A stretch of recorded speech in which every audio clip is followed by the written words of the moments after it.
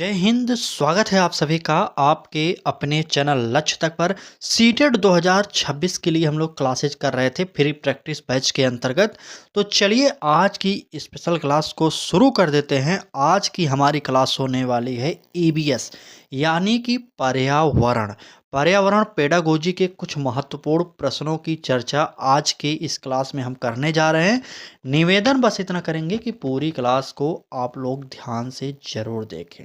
चलिए पहला प्रश्न देखिए। देखिए प्रश्न इस प्रकार से आज आपके लिए लाए हैं। बहुत ही अच्छे प्रश्न हैं और बहुत ही नए प्रश्न हैं। देख रहे हैं ये प्रश्न आप शायद नहीं देखे होंगे। ऐसे आज के इस क्लास में कई सारे प्रश्न हैं जो आज पहली बार आप देखने वाले हैं। तो चलिए लेट ना करते हुए क्लास को स्टार्ट कर देते हैं और देखते हैं पहला प्रश्न क्या कह रहा है। चलिए प्रश्न में कह रहा है कि पर्यावरण अध्ययन विषय को पढ़ाने का सबसे उपयुक्त तरीका क्या है। आप पर्यावरण के बारे में पढ़ रहे हैं तो इतना तो पता होना ही चाहिए। ए ऑप्शन का रहा है केवल पाठ्य पुस्तक से पढ़ाना। बी ऑप्शन का रहा है जीवन के अनुभवों से जोड़कर पढ़ाना। सी ऑप्शन का रहा है रटवाने पर जोर देना। और डी ऑप्शन का रहा है केवल परीक्षा की तैयारी कराना। चलिए उत्तर जल्दी से कमेंट करके बताइए। चलिए देखते हैं कितने लोग उत्तर जल्दी बता रहे हैं। देखिए यहाँ पर डी ऑप्शन से ही शुरुआत करते हैं। डी ऑप्शन में कह रहा है कि केवल परीक्षा की तैयारी कराना। क्या पर्यावरण अध्ययन विषय पढ़ा आप इसलिए रहे हैं कि बालक परीक्षा की तैयारी ही सिर्फ करे? तो बिल्कुल नहीं। पर्यावरण अध्ययन पढ़ाने का एक और उद्देश्य होता है ताकि बालक पर्यावरण के बारे में अच्छे से जान सके। ठीक है। और सी ऑप्शन का है रटवाने पर जोर देना। बिल्कुल नहीं। हमने आपसे पहले भी बताया था जहाँ पर रटने स्मरण करने लगातार पढ़ने ये सब बातें की जाए वो हमेशा नेगेटिव शब्द होते हैं। अब यह भी कट गया। और ए ऑप्शन का है केवल पाठ्य पुस्तक से पढ़ाना है। यहाँ पर केवल लग गया इसलिए यह भी हमारा ऑप्शन गलत हो जाएगा। क्यों? क्या सिर्फ पाठ्य पुस्तक के माध्यम से ही पर्यावरण पढ़ाया जा सकता है?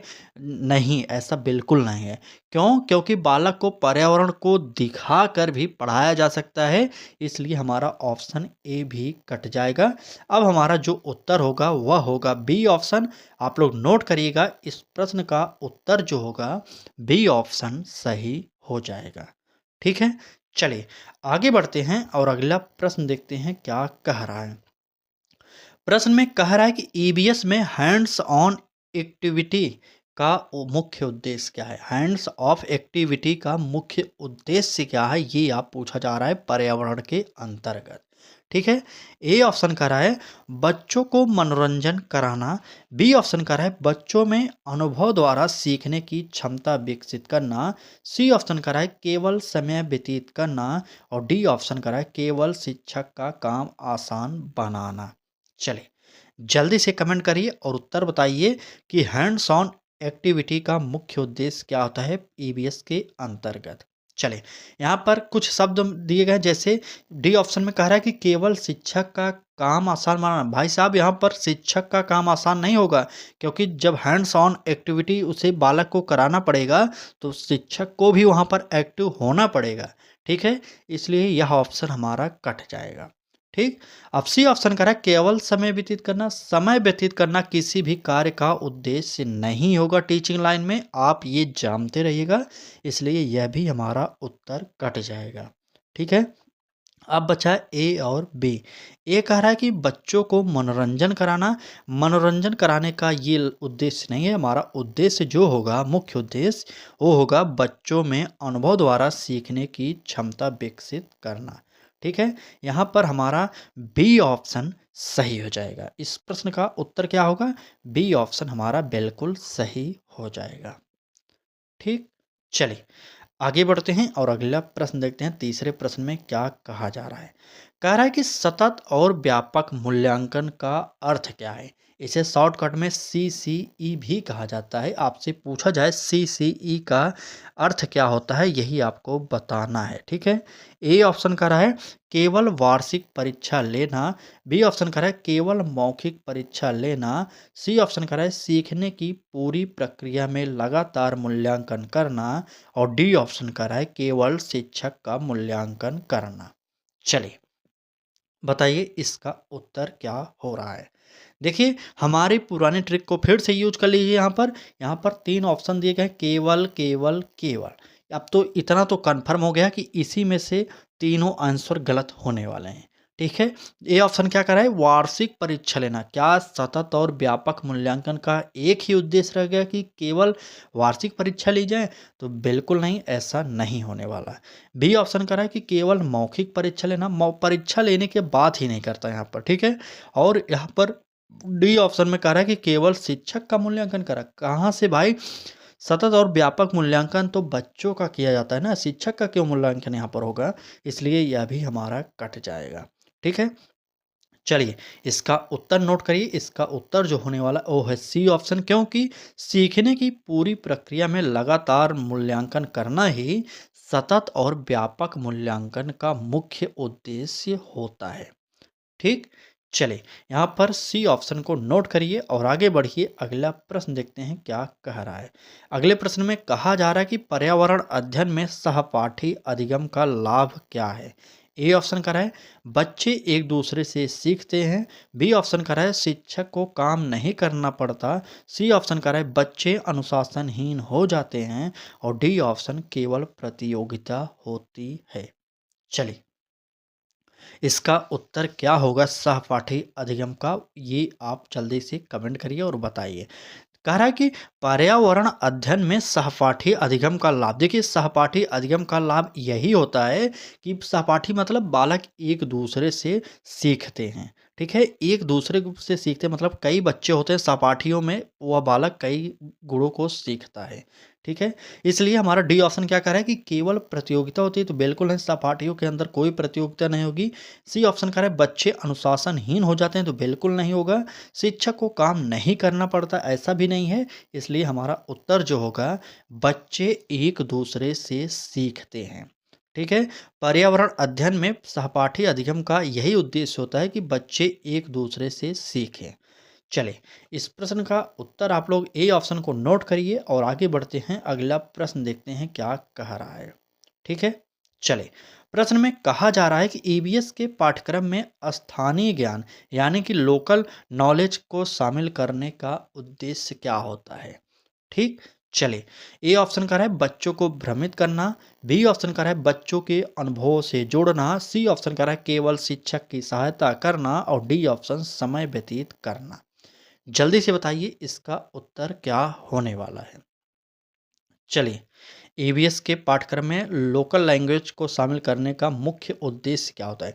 देखिए जहाँ पर भी ऑप्शन में समय व्यतीत करना मिल जाए ये गलत हो जाएगा। सी ऑप्शन कह रहा है कि केवल शिक्षक की सहायता करना। भाई साहब लोकल लैंग्वेज में शिक्षक की कौन सी सहायता होगी? ऐसा तो बिल्कुल नहीं है। लोकल लैंग्वेज का शामिल करने का एक ही उद्देश्य होता है कि लोकल लैंग्वेज से ही बच्चे जुड़े होते हैं और बच्चों के अनुभवों से उसे जोड़ना होता है, ठीक? लोकल मतलब बच्चे की घर की भाषा या परिवेश की भाषा या समाज की भाषा जहाँ पर बालक रहता है, यही लोकल नॉलेज हो जाएगा, ठीक है? स्थानीय ज्ञान यही होता है। चलिए यहाँ पर इस प्रश्न का उत्तर जो होगा हमारा बी ऑप्शन सही हो जाएगा, ठीक है? चलिए क्लास अच्छी लग रही है तो लाइक करिए, चैनल पर पहली बार आए तो सब्सक्राइब करके बेल आइकन को भी ऑन करिए जिससे आपको नोटिफिकेशन मिलता रहे और डेली आप सीटेट की फ्री प्रैक्टिस बैच ज्वाइन करते रहें। चलिए आगे बढ़ते हैं। अगला प्रश्न देखते हैं। कह रहा है कि ईवीएस में कहानियों, लोकगीतों और लोक कथाओं का प्रयोग क्यों किया जाता है? ए ऑप्शन कह रहा है बच्चों को भावनात्मक रूप से जोड़ने और सांस्कृतिक संदर्भ से सीखने के लिए।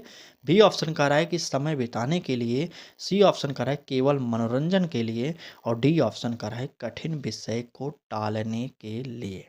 चलिए बताइए ईवीएस में कहानियाँ, लोकगीतों और लोक कथाओं को शामिल करने का मुख्य उद्देश्य क्या होता है?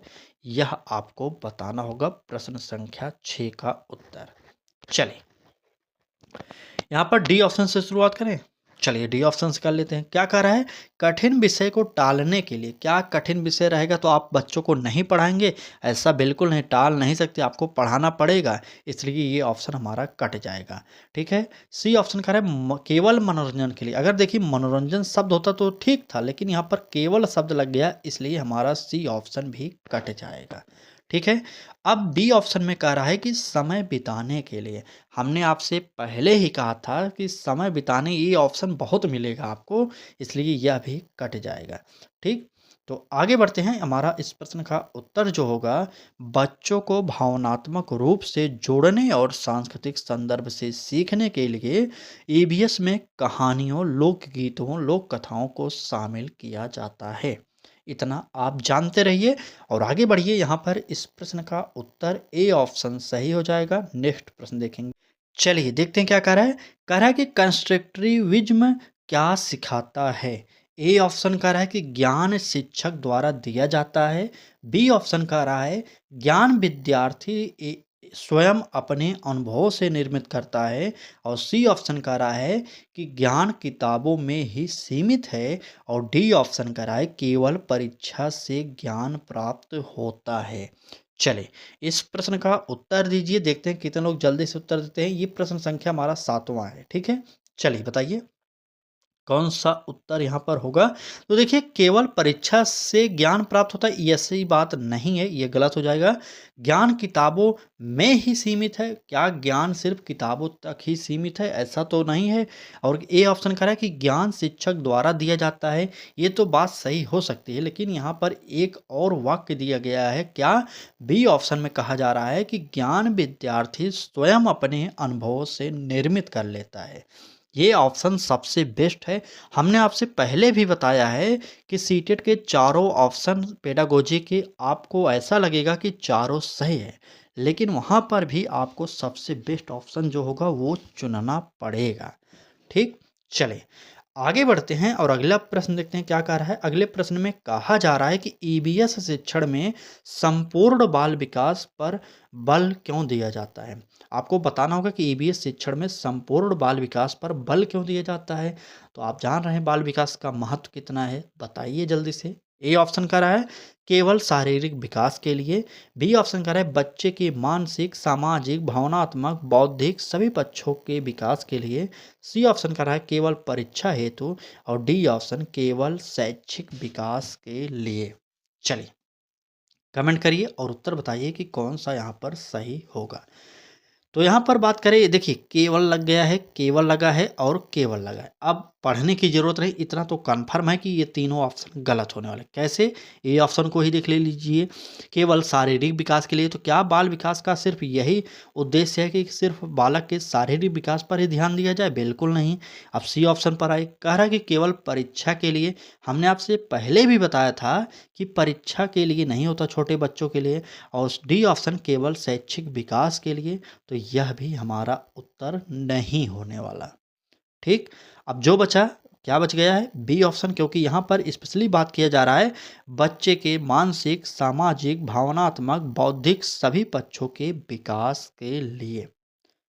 ठीक है, तो यहाँ पर इस प्रश्न का उत्तर जो निकलेगा हमारा बी ऑप्शन सही हो जाएगा। और आगे बढ़ते हैं, अगला प्रश्न देखते हैं क्या कह रहा है। प्रश्न में कहा जा रहा है कि पर्यावरण अध्ययन में इंटरडिसिप्लिनरी अप्रोच क्या है, का अर्थ क्या है बताइए। इंटरडिसिप्लिनरी का अर्थ क्या है? ए ऑप्शन कह रहा है कि ईवीएस को अलग अलग विषयों से काट देना। बी ऑप्शन कह रहा है ईवीएस को अन्य विषयों से जोड़कर पढ़ाना। सी ऑप्शन कह रहा है ईवीएस को केवल विज्ञान तक सीमित करना। और डी ऑप्शन ईवीएस को परीक्षा विषय बनाना। चले कमेंट करिए और उत्तर बता दीजिए कि इंटरडिसिप्लिनरी अप्रोच क्या होता है। चलिए देख रहे हैं, ये प्रश्न इतने नए हैं कि शायद आप पहली बार देख रहे होंगे। इस प्रकार के बहुत सारे प्रश्न आपको डेली कराए जाते हैं, तो जुड़ जाइए हमारे साथ और डेली तैयारी करिए फ्री में। चलिए उत्तर की बात करें, बिल्कुल सही। देखिए यहाँ पर डी ऑप्शन कह रहा है कि परीक्षा विषय बनाना, परीक्षा विषय नहीं बनाना। यहाँ पर कह रहा है केवल विज्ञान तक सीमित करना। क्या ईवीएस को सिर्फ विज्ञान तक ही सीमित करेंगे? तो ऐसा भी नहीं है। और ए ऑप्शन कह रहा है कि ईवीएस को अलग अलग विषयों से काट देना। अगर आप काट देंगे तो बालक सीखेगा कैसे ईवीएस के बारे में, इसलिए ए ऑप्शन भी कट जाएगा। यहाँ पर जो उत्तर होगा हमारा सी ऑप्शन हो जाएगा, ईवीएस को अन्य विषयों से जोड़कर पढ़ाना। ठीक, चलिए यहाँ पर इस प्रश्न का उत्तर बी ऑप्शन आप लोगों ने नोट किया और आगे बढ़िए। अगला प्रश्न देखते हैं क्या कह रहा है। कहा जा रहा है कि ईवीएस कक्षा में ओपन एडेड प्रश्न पूछने से क्या होता है? ओपन एडेड मतलब क्या होता है? कमेंट करिए एक बार। चलें, ओपन एडेड प्रश्न पूछने से क्या लाभ होता है? ए ऑप्शन कह रहा है कि बच्चे अनुमान लगाते हैं और सोचने की क्षमता विकसित करते हैं। बी ऑप्शन कह रहा है बच्चे भ्रमित होते हैं। सी ऑप्शन कह रहा है केवल एक सही उत्तर मिलता है और डी ऑप्शन समय व्यर्थ होता है। प्रश्न संख्या 10 और उत्तर आप जल्दी से कमेंट करिए। चलिए, चलिए जल्दी बताइए। जहाँ पर भी बच्चों के लिए अपोजिट शब्द दिया जाए, गलत दिया जाए, वो हमारा ऑप्शन कट जाता है। देखिए, डी ऑप्शन में कह रहा है कि समय व्यर्थ किया जाता है, समय व्यर्थ नहीं किया जाएगा कभी भी किसी के माध्यम के द्वारा, ये आप जानते रहिए, इसलिए डी ऑप्शन कट गया। सी ऑप्शन कह रहा है कि केवल सही उत्तर मिलता है, ये भी कट जाएगा। और बी ऑप्शन कह रहा है बच्चे भ्रमित होते हैं, तो बिल्कुल नहीं, बच्चों को भ्रमित नहीं करना ओपन एंडेड प्रश्न पूछकर, इसलिए इस प्रश्न का उत्तर आप लोग नोट करिए। बच्चे अनुमान लगाते हैं और सोचने की क्षमता विकसित कर लेते हैं। ये प्रश्न का उत्तर जो होगा ए ऑप्शन हमारा सही हो जाएगा। ठीक, चलिए अगला प्रश्न देखते हैं क्या कह रहा है। यहाँ पर अगले प्रश्न में कहा जा रहा है कि ईवीएस में मूल्यांकन केवल अंक देने के लिए नहीं बल्कि क्या होता है? ए ऑप्शन का रहा है सीखने में सुधार और मार्गदर्शन हेतु होता है। बी ऑप्शन का रहा है बच्चों को डराने के लिए होता है। सी ऑप्शन का रहा है बच्चों को वर्गीकृत करने के लिए होता है। और डी ऑप्शन केवल रिपोर्ट कार्ड भरने के लिए होता है। चलिए जल्दी से बता दीजिए इस प्रश्न का उत्तर क्या होने वाला है। चलिए बताइए, ए बी सी डी में से उत्तर कौन सा होगा? प्रश्न संख्या 11 है और इसका उत्तर देखिए क्या कर रहा है। देखिए, डी ऑप्शन में कह रहा है कि केवल केवल रिपोर्ट कार्ड भरने के लिए होता है। क्या ईवीएस में मूल्यांकन सिर्फ इसीलिए होता है? गलत हो जाएगा। बी ऑप्शन सी ऑप्शन कह रहा है कि बच्चों को वर्गीकृत करने के लिए। समावेशी शिक्षा कतई यह अलाउ आपको नहीं करेगी कि बच्चों में भेदभाव हो या अलगाव हो, इसलिए यह ऑप्शन कट जाएगा। अब बचा क्या? ए और बी ऑप्शन बच गया, इसका उत्तर जल्दी से बताइए। यहाँ पर तो कन्फर्म हो गया बच्चों को डराने के लिए। भाई साहब, किसी भी ऐसे कार्य को नहीं किया जाएगा क्लास में जिससे बच्चे डरे, और ना ही ऐसा सब्जेक्ट पढ़ाया जाएगा डरने वाला। ठीक है, तो इसलिए सी, बी और डी ये तीनों ऑप्शन कट जाएंगे। हमारा जो चौथा ऑप्शन ए ऑप्शन बच गया वो हमारा सही हो जाएगा। क्या कह रहा है ए में? कह रहा है कि सीखने में सुधार और मार्गदर्शन हेतु होता है। इतना आप जानते रहिए और तुरंत आगे बढ़ते हैं, अगला प्रश्न देखते हैं क्या कह रहा है। चलिए बताइए कौन सा प्रश्न क्या कह रहा है? कह रहा है कि पर्यावरण अध्ययन का शिक्षण बच्चों में कौन सा दृष्टिकोण विकसित करता है? ए ऑप्शन कह रहा है यांत्रिक दृष्टिकोण। बी ऑप्शन कह रहा है समग्र दृष्टिकोण। और सी ऑप्शन कह रहा है एकांगी दृष्टिकोण। और डी ऑप्शन परीक्षा दृष्टिकोण। चलिए अब आप जल्दी से कमेंट कर दीजिए और बता दीजिए कि कौन सा उत्तर सही होने वाला है। चलिए देखिए, यहाँ पर भी बात करें तो क्या कह रहा है? पर्यावरण अध्ययन का शिक्षण बच्चों में कौन सा दृष्टिकोण? यांत्रिक नहीं, जो कार्य बार बार होता है उसको तो नहीं विकसित करेगा। एकांगी भी नहीं करेगा, परीक्षा दृष्टिकोण भी नहीं, लेकिन हमारा समग्र दृष्टिकोण विकसित किया जाएगा जिससे बालक का विकास हो सके। इसलिए इस प्रश्न का उत्तर जो होगा बी ऑप्शन हमारा सही हो जाएगा। ठीक है, चलिए आगे बढ़ते हैं और अगला प्रश्न देखते हैं क्या कर रहा है अगले प्रश्न में। तो कहा जा रहा है कि ईवीएस के शिक्षण पद्धति में समूह कार्य का मुख्य उद्देश्य क्या है? ए ऑप्शन करे अनुशासन बनाना। बी ऑप्शन करे सहयोग, संवाद और सहभागिता बढ़ाना। सी ऑप्शन करे समय व्यतीत करना। और डी ऑप्शन केवल तेज बच्चों को आगे लाना। चलिए अब आप इसका उत्तर जल्दी से बता दीजिए कौन सा हमारा सही होने वाला है। देखते हैं कितने लोग उत्तर दे देते हैं, फटाफट उत्तर दीजिए। चलिए प्रश्न संख्या 13 और उत्तर आप जल्दी से दीजिए। देखिए ए ऑप्शन कर रहा है सहयोग बनाना, ये कट जाएगा। समय व्यतीत करना कट जाएगा। केवल तेज बच्चों को आगे लाना, ये भी कट जाएगा। लेकिन हमारा जो उत्तर होगा वह हो जाएगा सहयोग, संवाद और सहभागिता बढ़ाना। समूह कार्य का मुख्य उद्देश्य यही होता है। आप देखिए किसी भी खेल में देखिए जैसे क्रिकेट में एक सहयोग होता है तभी तो टीम जीतती है, सिर्फ अकेला बंदा कुछ नहीं करता उसमें, ठीक है। पूरी टीम का सहयोग होता है तभी टीम जीतती है। उसी प्रकार से हमारा ईवीएस शिक्षण में समूह कार्य भी किया जाता है। किसी भी कार्य को अगर समूह में करेंगे तो अच्छा हो जाएगा और जल्दी हो जाएगा, लेकिन उसी कार्य को अगर अकेले करेंगे तो बहुत समय लगेगा। तो इसलिए हमारा बेस्ट ऑप्शन जो होगा, हमारा क्या होगा, बी ऑप्शन, बिल्कुल। चलिए अगला प्रश्न देखते हैं क्या कह रहा है। कहा जा रहा है कि पर्यावरण शिक्षा बच्चों में कौन सा गुण विकसित करती है। ए ऑप्शन कर रहा है प्रतिस्पर्धा, बी ऑप्शन कर रहा है पर्यावरण के प्रति संवेदनशीलता, सी ऑप्शन रटने की आदत और डी ऑप्शन परीक्षा चिंता। चलिए बताइए प्रश्न संख्या 14 का उत्तर क्या होने वाला है। आप लोग जल्दी से कमेंट करिए। देखिए परीक्षा की चिंता, दो तीन शब्द आज की क्लास में बहुत मिले, जैसे रटने की आदत और परीक्षा चिंता। और एक देखिए यहाँ पर क्या करा है, प्रतिस्पर्धा। कभी भी बच्चों में प्रतिस्पर्धा नहीं होगी, ये आपको पता होना चाहिए। जो हमारा इस प्रश्न का उत्तर होगा, क्या होगा कि पर्यावरण के प्रति संवेदनशीलता, यही हमारा इम्पोर्टेंट गुण विकसित होता है। ठीक, चलिए बी ऑप्शन इसका भी सही हो जाएगा। चलिए आगे बढ़ते हैं, अगला प्रश्न देखते हैं क्या कह रहा है।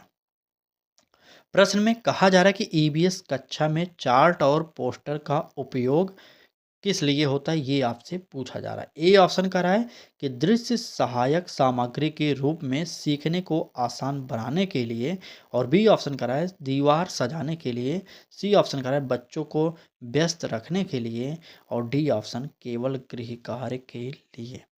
चलिए बताइए जल्दी से कमेंट करिए उत्तर क्या होने वाला। देखिए यहाँ पर क्या कह रहा है, पोस्टर और चार्ट के बारे में, तो क्या सिर्फ गृहकार के लिए होगा, तो बिल्कुल नहीं। बच्चों को देखिए व्यस्त किया जा रहा है, यहाँ पर ये भी कट जाएगा। दीवार को सजाया जा रहा है, इसलिए ये भी कट जाएगा। हमारा उत्तर जो होगा बिना देखे आप टिक कर सकते हैं यहाँ पर कि दृश्य सहायक सामग्री के रूप में सीखने को आसान बनाने के लिए, यही हमारा इस प्रश्न का उत्तर ए ऑप्शन सही हो जाएगा। ठीक, चलिए आगे बढ़ते हैं और अगला प्रश्न देखते हैं क्या कह रहा है। कह रहा है कि ईवीएस में फील्ड विजिट कराने से बच्चों में क्या विकसित होता है। ए ऑप्शन कर रहा है व्यवहारिक अनुभव और पर्यावरणीय जागरूकता, बी ऑप्शन कर रहा है केवल भ्रमण की आदत, सी ऑप्शन कर रहा है समय बर्बादी, और डी ऑप्शन याद करने की क्षमता। चलिए प्रश्न संख्या 16 और उत्तर इसका क्या होने वाला है, ये आप जल्दी से कमेंट करिए। देखिए यहाँ पर भी समय याद करने की कोशिश किया जा रहा है, ये भी कट जाएगा। समय बर्बादी की बात कर रहा है, ये भी कट जाएगा। केवल भ्रमण की आदत, तो ये भी कट जाएगा। तो फील्ड विजिट कराने से बच्चों में क्या विकसित होता है, तो व्यवहारिक अनुभव विकसित होता है और पर्यावरणीय जागरूकता भी उनके अंदर विकसित होती है। इतना आप जानते रहिए। इस प्रश्न का उत्तर जो होगा ए ऑप्शन हमारा सही हो जाएगा। ठीक है, चलिए क्लास अच्छी लग रही है तो लाइक जरूर करिएगा। चैनल पर पहली बार आए तो सब्सक्राइब करिए और बेल आइकन को ऑन करिए। आप किस परीक्षा की तैयारी कर रहे हैं, क्या यूपी टेट या सी टेट, किसकी तैयारी कर रहे हैं, जल्दी से कमेंट करिए। फिलहाल तो हम आपके लिए सी टेट की क्लासेज ही ला पा रहे हैं। चलिए बात करेंगे अगले प्रश्न की। तो कहा जा रहा है कि पर्यावरण अध्ययन के पाठों में स्थानीय उदाहरण देने का उद्देश्य है। क्या उद्देश्य है, ये आपको बताना है। चलिए ए ऑप्शन कर रहा है कि विषय को बच्चों के अनुभव से जोड़ना, बी ऑप्शन कर रहा है पाठ को लंबा करना, सी ऑप्शन कर रहा है बच्चों को भ्रमित करना, और डी ऑप्शन शिक्षक का कार्य कम करना। चलिए जल्दी से बता दीजिए उत्तर क्या होने वाला है इस प्रश्न का। चलिए बताइए ए बी सी डी में से उत्तर। 5 सेकंड का टाइम लीजिए। आपने इतना प्रश्न आज की क्लास में किया, तो आप तो दो एक प्रश्न का उत्तर जल्दी से दे दीजिए। चलिए प्रश्न संख्या ये हमारा 17 है और इसका उत्तर की बात किया जा रहा है। यहाँ पर कह रहा है कि शिक्षक का कार्य कम करना। शिक्षक का कार्य कम नहीं होगा, ये आप जानते रहिए। बच्चों को भ्रमित भी आप नहीं करेंगे, पाठ को लंबा भी आप नहीं करेंगे। अब आप सोचिए बच्चों को कैसे आप सिखाएंगे। उत्तर हो जाएगा विषय को बच्चों के अनुभव से जोड़ना, मतलब उसके परिवार के या परिवेश से जोड़ना विषय को, ताकि बालक अपने परिवेश से ही सीखना प्रारंभ कर दे और कुछ दिनों में पूरी की पूरी किताबों को भी वह जान जाए। ठीक, और ईवीएस के बारे में भी जान जाए, इसलिए इस प्रश्न का उत्तर जो होगा हमारा ए ऑप्शन सही हो जाएगा। चलिए आगे बढ़ते हैं, अगला प्रश्न देखते हैं क्या कह रहा है। प्रश्न में कहा जा रहा है कि ईवीएस शिक्षण का मुख्य उद्देश्य क्या होता है? मूल उद्देश्य या मुख्य उद्देश्य एक ही है। ए ऑप्शन कह रहा है करना और सीखना, learning by doing. B option कह रहा है रटना और लिखना। सी ऑप्शन कह रहा है सुनना, याद करना। और डी ऑप्शन पढ़ना और परीक्षा देना। चलिए प्रश्न संख्या 18 का उत्तर क्या होगा ये आपको बताना होगा। बी ऑप्शन में क्या कर रहा है, रटना और लिखना कट जाएगा, सुनना और याद करने की बात कर रहा है ये भी कट जाएगा, पढ़ना और परीक्षा देना, यहाँ पर परीक्षा की बात किया गया इसलिए कट जाएगा। जो उत्तर होगा क्या होगा, करना और सीखना, यहाँ पर ए ऑप्शन हमारा शामिल हो जाएगा। सही। चलिए अगला प्रश्न देखते हैं क्या कर रहा है। प्रश्न कैसे लग रहे हैं? प्रश्न अच्छे तो हैं ना, क्योंकि अपनी तरफ से पूरी कोशिश की कर रहे हैं कि ताकि आपको नए-नए प्रश्नों की प्रैक्टिस डेली प्रोवाइड कर सकें। फिलहाल आज की क्लास में सारे के सारे प्रश्न नए हैं। आप किसी भी बुक में खोज लेंगे तो एक-आध प्रश्न मिल जाएगा तो मिल जाएगा, नहीं तो नहीं मिलेगा। ठीक है? इस प्रकार से हम आपको सीडीपी की क्लासेज, ईवीएस की क्लासेज और हिंदी पेडागोजी की क्लासेज सारी की सारी क्लासेज प्रोवाइड कर रहे हैं पेपर 1 और पेपर 2 दोनों के लिए। ठीक, चलिए बात करेंगे अगले प्रश्न की। तो कह रहा है कि ईवीएस में प्रश्नोत्तरी प्रतियोगिता कराने का उद्देश्य है। क्या उद्देश्य है? ए ऑप्शन कह रहा है कि बच्चों में प्रतिस्पर्धा बढ़ाना। बी ऑप्शन कह रहा है सीखने को रोचक बनाना और पुनरावृत्ति करना। सी ऑप्शन कह रहा है कि समय बिताना। और डी ऑप्शन अंक बढ़ाना। चलिए जल्दी से बताइए इस प्रश्न का उत्तर क्या होगा। चलिए देखिए ए ऑप्शन कह रहा है कि सीख बच्चों में प्रतिस्पर्धा बढ़ाना। प्रतिस्पर्धा आप नहीं बढ़ाएंगे, कंपटीशन वहाँ पर नहीं हो रहा है। सी ऑप्शन कह रहा है समय बिताना, ये भी नहीं हो, अंक बढ़ाना ये भी नहीं होगा। हमारा उत्तर जो होगा क्या होगा, सीखने को रोचक बनाना और करना, पुनरावृत्ति करना। ये आप जानते रहिएगा। आगे बढ़ते हैं, अगला प्रश्न देखते हैं क्या कह रहा है। 1 मिनट रुकिए, ये प्रश्न देखते हैं। चलिए ये प्रश्न हो गया था। अगले प्रश्न की बात किया जाए तो कह रहा है कि पर्यावरण अध्ययन में शिक्षक की भूमिका क्या होनी चाहिए। अपने आप को टीचर मानिए और इस प्रश्न का उत्तर जल्दी से दीजिए। चलिए पर्यावरण अध्ययन में शिक्षक की भूमिका क्या होनी चाहिए ये आपसे पूछा जा रहा है। ए ऑप्शन कह रहा है कि सख्त अनुशासन अधिकारी। बी ऑप्शन कह रहा है मार्गदर्शक और सहयोगी। सी ऑप्शन कह रहा है केवल आदेश देने वाला। और डी ऑप्शन परीक्षा नियंत्रक। चलिए जल्दी से बताइए कि पर्यावरण अध्ययन में शिक्षक की भूमिका क्या होनी चाहिए। तो आप सब जानते हैं कि पर्यावरण अध्ययन में शिक्षक की जो भूमिका होती है वह होती है मार्गदर्शक और सहयोगी के रूप में। इस प्रश्न का उत्तर जो होगा वह बी ऑप्शन हमारा सही हो जाएगा। ठीक, चलिए आज की क्लास में बस इतने ही प्रश्न थे। बाकी क्लास अच्छी लगी हो तो लाइक कर दीजिए, चैनल को सब्सक्राइब करके बेल आइकन को ज़रूर ऑन करिए, क्योंकि अब हम आपके लिए डेली सुबह 10 बजे में सीटेट की प्रैक्टिस सेट यानी कि फ्री प्रैक्टिस बैच सीटेट के लिए प्रोवाइड कर रहे हैं। ठीक है, तो चलिए क्लास अच्छी लगे तो लाइक शेयर सब्सक्राइब कर दीजिएगा और धीरे धीरे पढ़ाई करते रहिए और तैयार रहिएगा। कल सुबह 10 बजे फिर से एक बेहतरीन क्लास के लिए आपके सामने उपलब्ध होंगे। तब तक के लिए धन्यवाद।